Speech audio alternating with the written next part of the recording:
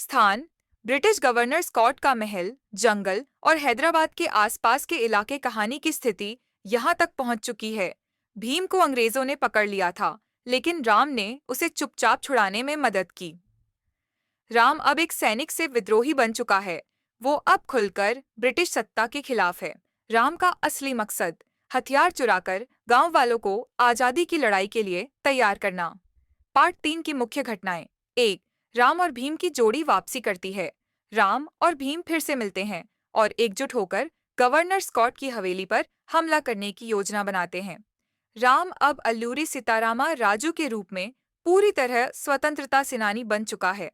भीम अब जान चुका है कि राम कोई गद्दार नहीं, बल्कि असली क्रांतिकारी है। 2. आखिरी जंग: राम और भीम अंग्रेजों की फौज से भिड़ते हैं। जबरदस्त एक्शन सीक्वेंस होता है। तीर, तलवार और बंदूकों के साथ लड़ाई होती है। राम भगवा वस्त्र पहनता है और तीर कमान लेकर दुश्मनों का खात्मा करता है। यह सीन रामायण की छवि को दर्शाता है। भीम अपने परंपरागत हथियारों और ताकत के साथ दुश्मनों को ध्वस्त करता है। 3. गवर्नर स्कॉट का अंत: दोनों मिलकर स्कॉट को मारते हैं। राम की बंदूक से गोली चलती है। स्कॉट का अंत ब्रिटिश अत्याचारों के अंत का प्रतीक बनता है।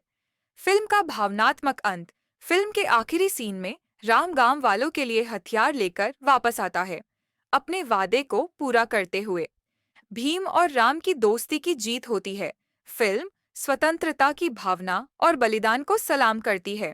एक शानदार गीत शोले स्टाइल में चलता है, जिसमें भारतीय स्वतंत्रता सेनानियों को श्रद्धांजलि दी जाती है। निष्कर्ष: आरआरआर का पार्ट 3 यानी क्लाइमैक्स भाग पूरी तरह एक्शन, देशभक्ति और भावनाओं से भरा है। यह दिखाता है कि जब दो विपरीत रास्ते चलने वाले लोग एक साथ आते हैं, तो वे साम्राज्य भी गिरा सकते हैं। अगर आप चाहें तो मैं इसका हिंदी में डायलॉग या सीन बाय सीन ब्रेकडाउन भी दे सकता हूँ।